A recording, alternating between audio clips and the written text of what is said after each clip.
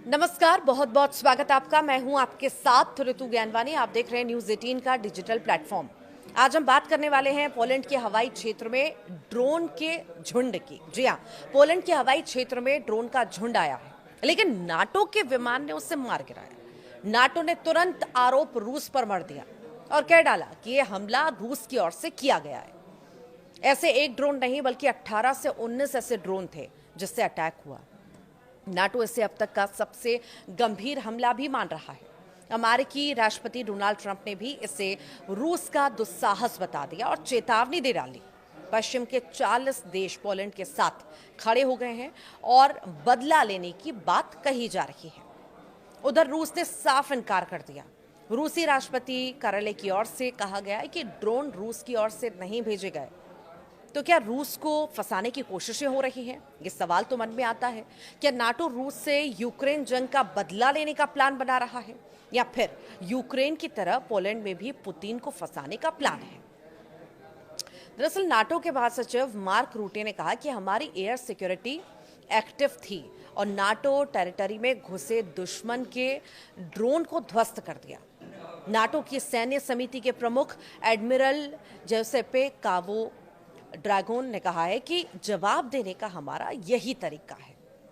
Police गृह मंत्रालय के अधिकारियों के मुताबिक 19 रूसी ड्रोन रात में देश के हवाई क्षेत्र में घुस आए थे। अब तक 14 ड्रोन बरामद किए गए हैं।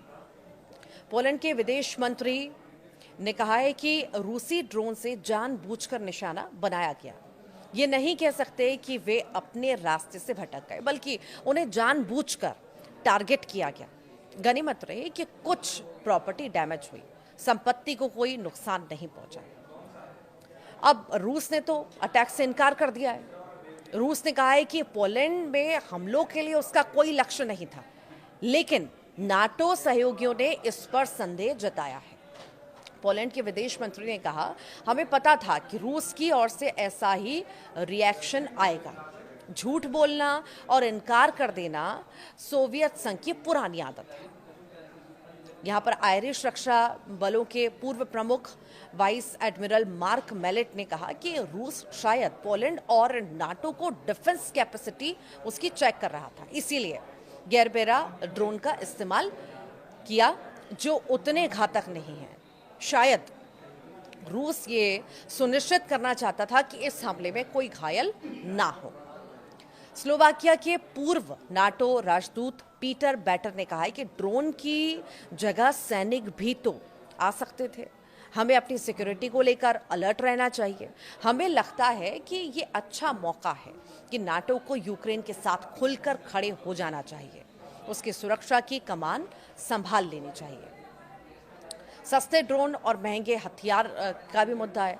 ये घटना इस बात पर भी सवाल उठाती है कि क्या नाटो के पास आधुनिक ड्रोन जैसी खतरे से निपटने के लिए सही और किफायती सैन्य व्यवस्था है? पोलैंड के एक सैन्य प्रवक्ता ने कहा कि अधिकांश ड्रोन गरबेरा प्रकार के थे, जो स्टायरोफोम से बने बेहद सस्ते ड्रोन हैं और जिनकी रेंज सैकड़ों किलोमीटर है।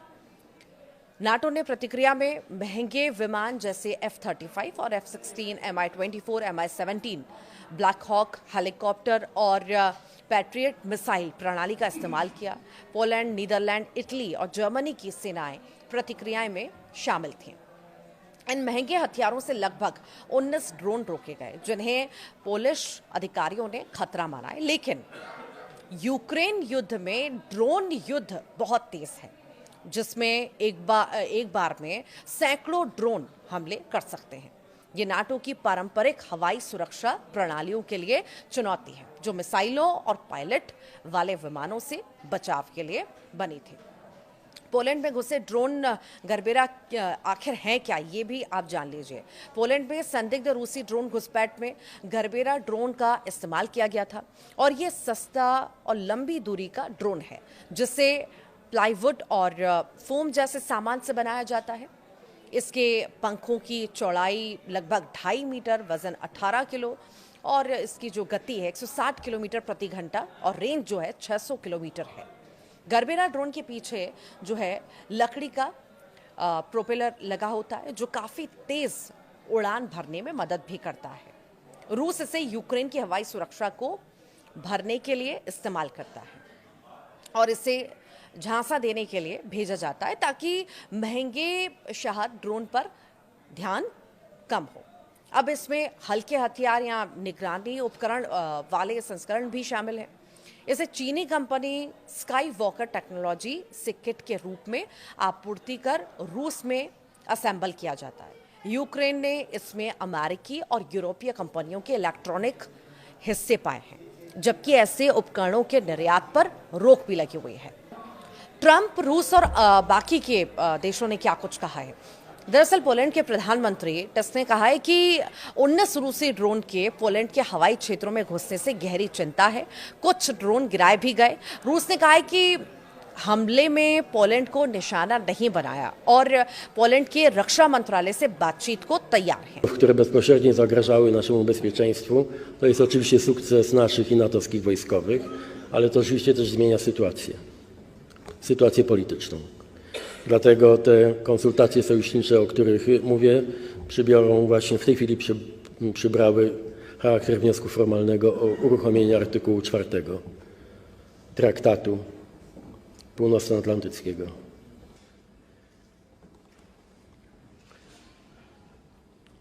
Chcę bardzo mocno podkreślić, nie ma dzisiaj powodu twierdzić, że znaleźliśmy się w stanie wojny. Ale nie ulega wątpliwości, że ta prowokacja przekracza dotychczasowe granice i ma charakter nieporównywalnie bardziej niebezpieczny z punktu widzenia Polski niż wszystkie pozostałe, wszystkie wcześniejsze. Nie ma powodu, wystarczy nam ten jeden realny na wschodzie. Ale ta sytuacja, która stawia nas wszystkich bliżej otwartego konfliktu, bliżej niż kiedykolwiek po II wojnie światowej.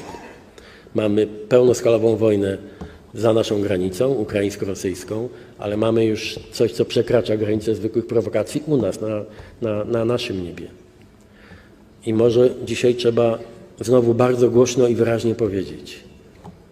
Polska ma dzisiaj wroga politycznego, który nie kryje swoich wrogich zamiarów za wschodnią granicą. Dziękuję bardzo panu premierowi za przedstawienie informacji.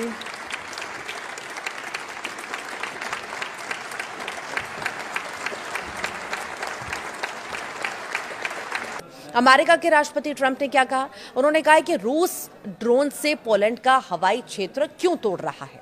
ये देखिए, उन्होंने Poland के राष्ट्रपति से बातचीत करने का निर्णय लिया। नाटो महासचिव रूटे ने घटना को पूरी तरह लापरवाही भरा कदम बताया और पोलैंड के साथ एकजुटता जताई है। ब्रिटेन के प्रधानमंत्री कीर स्टारमर ने इसे बेहद ही लापरवाह कदम बताया है। इस सभी पर ये अलग अलग रिएक्शंस जो हैं सामने आए हैं। हालांकि रूस पूरी तरह से सरे से इनकार कर रहा है। आप क्या सोचते हैं इस हमले को लेकर के? जरूर बताइएगा कमेंट बॉक्स में।